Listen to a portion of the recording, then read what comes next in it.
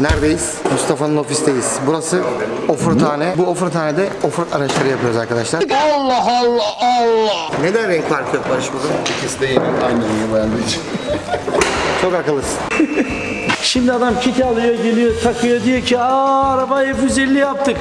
Ben tamam abi bak orada. Abi yükseltme yapıyoruz.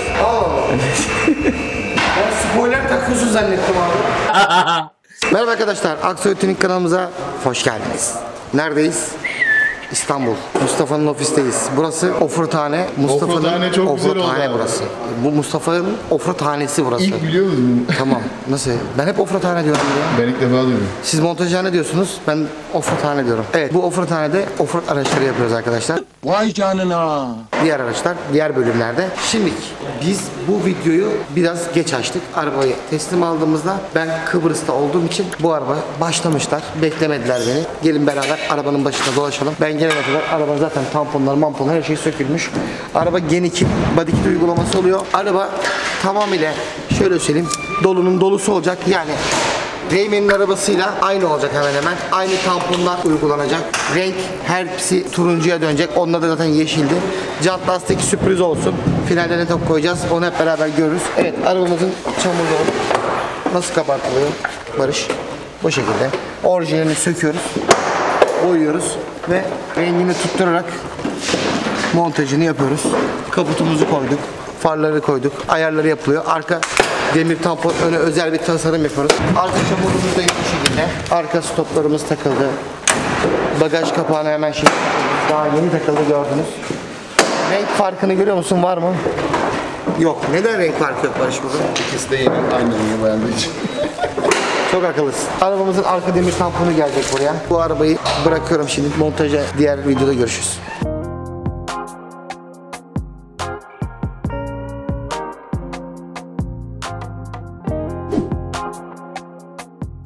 Durumu görüyorsun. Bu alışkanlık yaptı. Mustafa da alışkanlık yaptı arkadaşlar. Yani arabayı komple boyamak ne demek ya? Arabanın her yerini boyadı ya. Ha? Sence güzel olacak mı?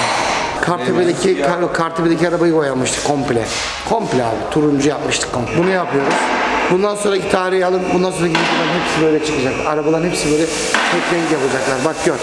Herkes her şeyini aynı renk yapacak. Ha, ben bile dahil mesela yeşili yapıyoruz. Komple yeşil. İçi turuncu. Hadi bakalım. Ben tamam abi bak orada. Abi yükseltme yapıyoruz. Allah. Ben spoiler takıyorsun zannettim abi. Abi gözünü seveyim, ben de biliyorum onu yükseltme yaptığını. Yani niye burada böyle yok yükseltme yapıyorum yani? Kaç santim yapıyoruz, ne yapıyoruz? Peki. Makas küpüs takacak mıyız? Bırakçık takacak mıyız? Abi. Tamam, bunları söylüyoruz abi. Ama abi 8 santim televizyon, 8 santim kupa, alınacak makas şüphesi, 3 santim onlardan yükseltme var. Tamam. Toplam 19 santim, 10 santim beraber lastik, 28-30 santim. 30 santim yükselecek mi araba? Ben yine bu arabaya binemeyeceğim yani. Binersin abi. Abi biraz yüksek yapmayın, bak binemiyorum. Getireyim mi taburayı? Boy yetmiyor. Tabure getirme abi. Dur. Tamam abi. O zaman sana kolay gelsin. Biz biterken yine uğrarız. Görüşürüz. Arkadaşlar bu arabayı da komple Mustafa turuncu yapıyor. Bak tampon, basamak, her şey turuncu oluyor. Çadırından tut, çadır rolbarı, kapağıydı, demir tamponu, yan basamağı. Belki lastikleri de turuncu yapabiliriz. Ama o finalde inşallah Mustafa eğer ki turuncu aşkıyla yanmıyorsa lastikleri de normal kullanabiliriz belki. Çünkü lastikler de turuncu olursa herhalde büyük ihtimalle biraz abartı olacak yani. Ama biz abartıyı seviyoruz ya. Abartıyı sevmesek 2004'ü 2020'ye çekmezdik. Çok güzel bir araba oldu. Malatya'dan da dün bir kardeşim geldi buraya. Hatta Mercedes Maybach yapmıştık Alaaddin. Sağ olsun, dedi ki böyle bir araba Malatya'da yok dedi yani. Bu arabayı gördü. Reymen çelik tamponunun aynısından yaptık buna. Arabayı komple turuncu yaptık. 37, 13.5, 22 jant lastiğimizi taktık. Komple kupa yükseltme, get yükseltme, salıncak, makas küpesi, amortisör uzatma, turbo, interkol hortumu, şanzıman zinciri, bunların hepsi uzatıldı ve değişildi ve yükseltme yapıldı. Aracımıza yıldız tavan, profesyonel ambiyans yaptık. Bütün detayları araç sahibi Oğulcan abi. Oğulcan abiyle biz orada içeride oturup konuştuğumuz zaman abi her şeyi arabanın bütün araç renginde yapalım. Sonrasında dedim araba daha yakışıklı olacak. Karar veririz. Aracın %80-85'i şu anda bitti. Bittikten sonra arabaya siyah detaylar da verelim diye düşündük. Çok sanki turuncu olmuştu. İşte kapı kaplamamızın bu altları, kapı kollarımızın bu üstleri, kum paletlerimiz, işte burada çamurluk dodiklerimizin kenardaki paçalıkları, arka yazılarımız, bunların hepsine piyano bilek detaylar vereceğiz. Aracın altına komple neon yaptık. Çadırımızı komple boyadık. Önün arkasına led var. Çadır montajlarımızı yaptık. Çadır montajlarımızı yaptık diyorum. Bak oruçluyum ya. Çadırımızın çadır rolbarı montajını yaptık.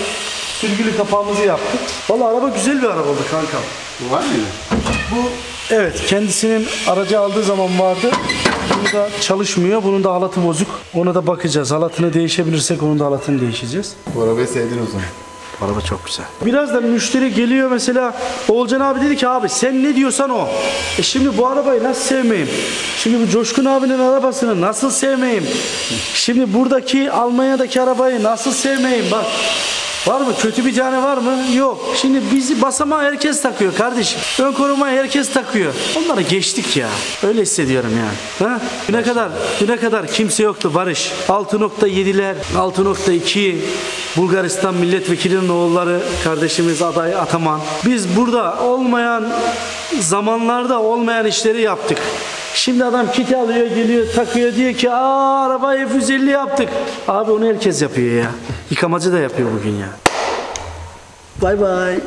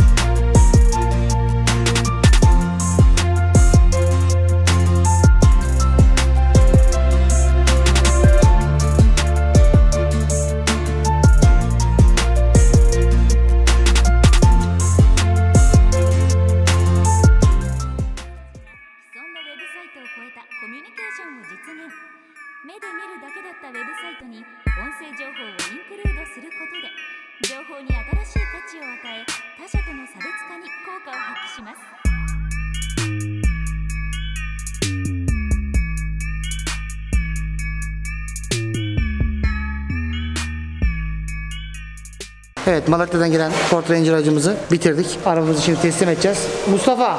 Oğulcan abi. Çok karıştı ortalık. Abi hoş geldin. Hoş bulduk abi. Abi Mustafa'nın arabayı sana teslim edecek. Evet. Mustafa neler yaptın arabaya? Anlatalım. Seyircilerimiz yok burada, izleyicilerimiz Abi Oğulcan abi Reymen'in arabasını gördü. Tamam. Malatya'dan sağ olsun bize geldi. Hemen hemen araba burada 2 aydır burada bizde. Hı. Ama yapılan işlemler kolay değil. Araba gerçekten çok iyi oldu. Reymen'in aracından yola çıktık. Turuncusunu bozmayalım dedik. Evet. Çelik tamponunu yaptık.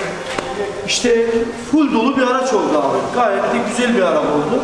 En son finalde turuncu çok arabamız olunca piyano bilek siyah detaylarla beraber arabayı süsledik.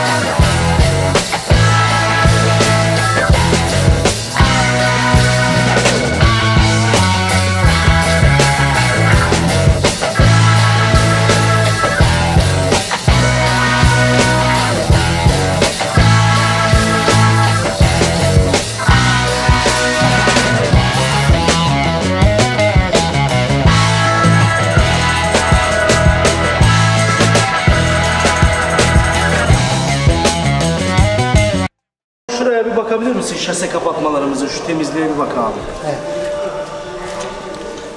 Yani Beğendin mi abi arabayı? Nasıl olmuş? Beklediğimden de iyi yani. Malatya'dan geldiğine değdi mi? Abi değmez olur mu ya? 2 ay beklediğime de değdi yani. Onu da söyleyelim de. Yapılacak Mustafa başka bir şey yok mu arabada? Abi. Ben bulamadım, eksik de. Yok Sen abi.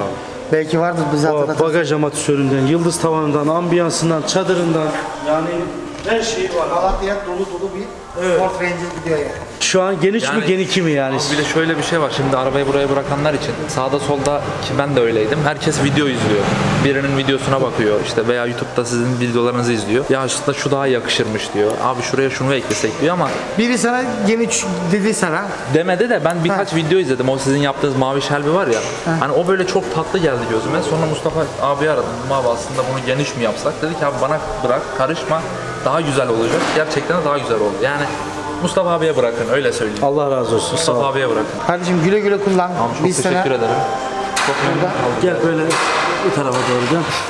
Güle güle kullan. kanalı siz kapatın, ben kurtuluyorum. Aksoy Tunik'te kalın, hoşça kalın.